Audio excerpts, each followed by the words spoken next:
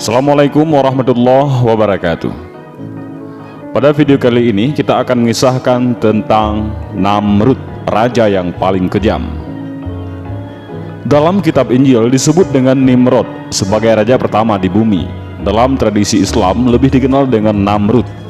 Penyebutan nama Namrud tidak terdapat dalam Al-Quran, melainkan di dalam tafsir. Kisah Namrud dan Ibrahim banyak dijelaskan di dalam kitab suci Yahudi dan Kristen, sebagaimana kisah Fir'aun dan kisah Nabi Musa.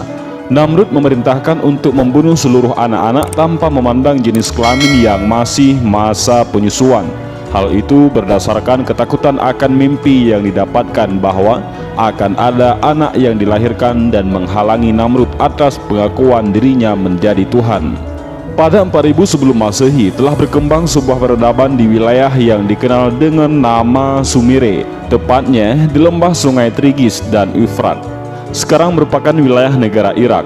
Terdapat juga nama lain dari Sumire, yakni Mesopotamia, berasal dari bahasa Yunani yang berarti Mesos, tengah, Petamos, sungai.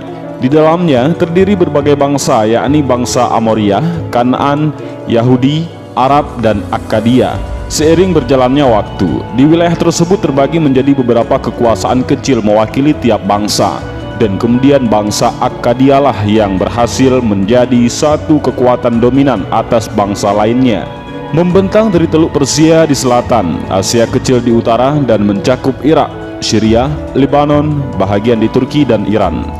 Dinasti ini mencapai masa puncaknya di bawah 5 raja, yaitu Sargon I, Rimush, Manishtusu, Naram-Sin, dan Shar-Kali-Shari. Dalam ajaran agama Islam, Naram-Sin diketahui sebagai Namrud, raja yang berhadapan dengan Ibrahim. Naram-Sin merupakan seorang raja yang sangat berbakat dalam perang, terhitung merebut 9 kemenangan dalam 1 tahun. Dengan prestasi itu, Naram-Sin memberikan gelar kepada dirinya Raja keempat penjuru dunia dan Raja alam semesta. Dengan gelar tersebut menjadikan Naram-Sin satu-satunya raja Mesopotamia yang mempunyai status sama dengan para dewa. Keberhasilan lain dari Naram-Sin adalah mampu menyatukan kota-kota Mesopotamia yang saling berperang menjadi satu kerajaan besar. Kekuasaan dan kekayaan yang dilimpahkan Allah Subhanahu wa Ta'ala kepada Namrud tidak menjadikannya bersyukur, bahkan menjadikannya sombong dan kufur, serta sebagai seorang raja memperlakukan rakyatnya dengan semena-mena. Di antaranya adalah menguasai sumber makanan dan minuman. Di sisi lain, mempekerjakan mereka dengan sistem kerja paksa dan perbudakan. Dengan kondisi kelaparan dan miskin, orang-orang melakukan berbagai cara untuk bertahan hidup. Kesempatan seperti itu yang digunakan oleh Namrud untuk menggunakan kekuasaan guna kepentingan pribadi, terlebih adanya ambisi menjadikan dirinya sebagai Tuhan. Namrud menjanjikan akan memberikan kepada orang-orang yang kelaparan mendapatkan roti dan gandum hanya dengan satu syarat, yakni mengakui dan menyembah dirinya sebagai Tuhan. Namrud menjanjikan akan memberikan kepada orang-orang yang kelaparan mendapatkan roti dan gandum hanya dengan satu syarat, yakni mengakui dan menyembah dirinya sebagai Tuhan. Setiap kali menghadap kepada Namrud untuk meminta makanan, petugas kerajaan akan menanyakan terlebih dahulu, "Siapakah Tuhanmu?" Apabila mereka menjawab Namrud, maka Namrud berkata, "Berikanlah kepada mereka." Saat Nabi Ibrahim mendatangi Namrud, petugas kerajaan menanyakan perihal yang sama, "Siapakah Tuhanmu?" Berbeda dari jawaban pada biasanya, Nabi Ibrahim alaihissalam menjawab, "Tuhanku adalah Allah Subhanahu wa Ta'ala yang menghidupkan dan mematikan." Mendengar hal itu, marahlah Namrud dan menantang Nabi Ibrahim untuk berdialog. Dalam surah Al-Baqarah ayat 258, "Apakah kamu tidak memperhatikan orang yang mendebat Ibrahim tentang Tuhannya, artinya Allah, karena Allah telah memberikan kepada orang itu pemerintahan, artinya kekuasaan." Al-Quran surah Al-Baqarah ayat 258. Telah dianugerahkan bagi Namrud di dunia kekuasaan yang sangat besar. Walau demikian, di hadapan Allah Subhanahu wa Ta'ala, dia adalah makhluk yang tidak memiliki apa-apa. Asma al-Malik, maha merajai, hanyalah milik Allah Subhanahu wa Ta'ala. Sebenar-benarnya zat yang dijadikan oleh seluruh makhluk tempat meminta. Kekuasaan membutakan Namrud, menganggap diri dapat melakukan apa saja yang dia inginkan, hingga pada pemahaman tentang kehendak menghidupkan dan mematikan yang berada di tangannya. Dijelaskan dalam ayat yang sama ketika Ibrahim mengatakan, "Tuhanku ialah yang menghidupkan dan mematikan." Orang itu berkata, "Saya dapat menghidupkan dan mematikan." Maksud dari jawaban Namrud bahwa ia mempunyai kemampuan untuk menghidupkan dan mematikan adalah dengan membiarkan seseorang hidup sebagai kemampuan menghidupkan dan membunuh seseorang sebagai kemampuan mematikan. Sedangkan perkataan Ibrahim dengan Allah Subhanahu wa taala dapat menghidupkan adalah menciptakan dari sesuatu yang tidak ada menjadi ada, seperti penciptaan makhluk hidup. Dari tunas pada tumbuhan atau sperma pada manusia berkembang dan kemudian ditiupkan roh. Berbeda dengan manusia yang hanya mampu untuk menciptakan sesuatu hal yang baru dari sesuatu yang telah ada, seperti membuat kursi, meja.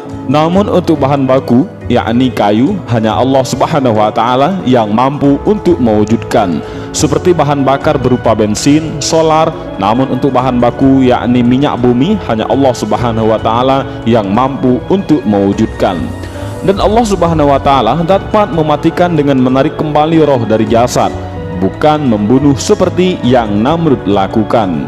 Mendengar jawaban asal dari Namrud, Ibrahim tidak menghiraukan dan kemudian melanjutkan dengan pertanyaan yang lain. Sesungguhnya Allah menerbitkan matahari dari timur, maka terbitkanlah dia dari barat. Tidak ada tanggapan atau jawaban dari Namrud seperti pada pertanyaan pertama. Hal itu menandakan bahwa dia tidak mampu untuk melakukannya, bahkan mustahil. Di dalam ayat yang sama dijelaskan, Ibrahim berkata, "Sesungguhnya Allah menerbitkan matahari dari timur, maka terbitkanlah dia dari barat." Lalu terdiamlah orang kafir itu, dan Allah tidak memberi petunjuk kepada orang-orang yang zalim. Al-Quran Surah Al-Baqarah. Untuk membuat Namrud serta masyarakat menyembah hanya kepada Allah Subhanahu wa taala semata dan menyadari kesalahan mereka sebelumnya saat menyembah berhala, maka Ibrahim alaihissalam membuktikan dengan menghancurkan seluruh patung-patung di pusat peribadatan dan meninggalkan satu patung yang terbesar. Dalam firman-Nya, maka Ibrahim membuat berhala-berhala itu hancur berpotong-potong, kecuali yang terbesar dari patung-patung yang lain, agar mereka kembali untuk bertanya kepadanya. Al-Quran Surat Al-Anbiya. Meninggalkan patung terbesar bukanlah tanpa alasan, dengan harapan apabila mereka kemudian mendapati patung-patung sesembahan hancur dan bertanya siapa yang melakukannya, maka Ibrahim akan mempersilahkan mereka untuk bertanya kepada patung yang terbesar itu. Ibrahim menjawab, "Sebenarnya patung yang besar itulah yang melakukannya, maka tanyakanlah kepada berhala itu jika mereka dapat berbicara." Al-Quran Surah Al-Anbiya. Sejak dari awal Namrud mengetahui bahwa kemungkinan siapa yang berani untuk menghancurkan patung-patung tersebut hanyalah Ibrahim. Hanya saja tidak mampu untuk menunjukkan bukti yang kuat, sedangkan alat bukti berupa kapak tergantung pada leher patung terbesar yang tersisa. Maka terdapat dua pilihan: mengakui bahwa benar patung terbesar yang telah menghancurkan patung-patung lainnya, dan bersamaan dengan itu menolak akal pikiran bahwa itu sebenarnya tidaklah mungkin, atau tidak mengakui bahwa patung terbesar yang telah menghancurkan patung-patung lainnya, dikarenakan patung tidak mungkin untuk bergerak, bahkan merekalah yang telah membuatnya. Secara tidak langsung mengakui bahwa patung-patung sesembahan mereka tidaklah memberikan manfaat, untuk sekedar membela dirinya saja tidaklah mampu. Dengan posisi terpojok atas fakta tersebut, Namrud tidak kemudian menjadi tersadarkan, melainkan menjadi marah dan bahkan memerintahkan untuk membakar Ibrahim sebagai hukuman atas apa yang telah dilakukannya. Perkataan Namrud bukanlah ancaman dan gertakan semata. Apabila telah ditentukan, maka pastilah akan dilaksanakan. Sama halnya dengan keputusan untuk membakar Ibrahim. Dan apabila kemudian dipikirkan kembali, membakar sesama manusia tidak mungkin dilakukan oleh orang yang masih memiliki hati nurani. Namun, ini tidak berlaku bagi Namrud yang telah hilang akal dan hati nuraninya, sehingga mampu untuk membakar manusia. Tercatat dalam firman-Nya, mereka berkata, "Bakarlah dia dan bantulah Tuhan-Tuhan kamu jika kamu benar-benar hendak bertindak." Al-Quran Surah Al-Anbiya. Namrud beserta masyarakat menyaksikan prosesi hukuman Ibrahim, termasuk diantaranya adalah keluarga Namrud sendiri. Disinilah kondisi ketika Allah menunjukkan kekuasaannya dan menyelamatkan Ibrahim dari kobaran api. Melihat sesuatu yang mustahil dialami oleh manusia biasa, masyarakat dengan perasaan yang takjub mulai meragukan kebenaran dari Namrud dan patung-patung berhala yang disembahnya. Sebahagian lainnya mulai mempercayai ajaran yang disampaikan oleh Ibrahim. Petunjuk Allah Subhanahu wa Ta'ala akan datang pada seseorang dan waktu yang tidak terduga. Begitu pula tatkala salah satu putri Namrud seketika juga melihat mukjizat Ibrahim bersyahadat di depan masyarakat.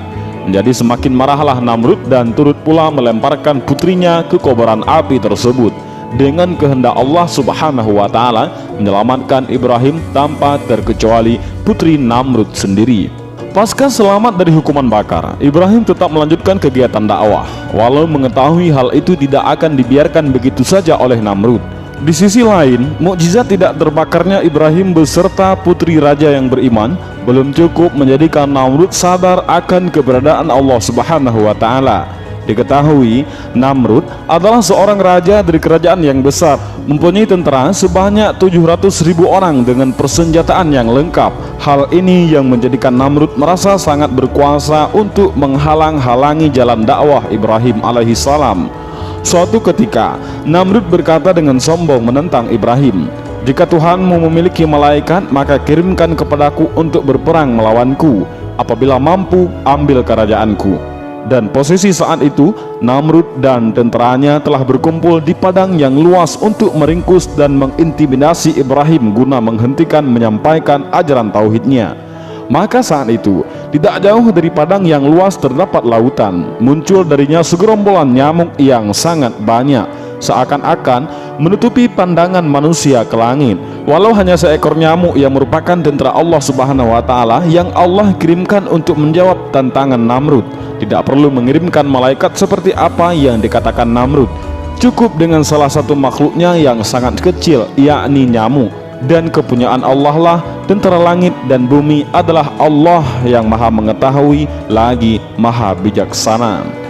Dengan teratur, nyamuk beriringan menuju pasukan Namrud, menyerang dan menghisap seluruh darah tentara hingga mati lemas. Disisakan oleh Allah Subhanahu wa Ta'ala Namrud seorang untuk menunda siksaan baginya dan membiarkannya kembali ke istana. Diberikan waktu berpikir selama 3 hari untuk muhasabah, hanya saja tidak mengalami perubahan pada dirinya.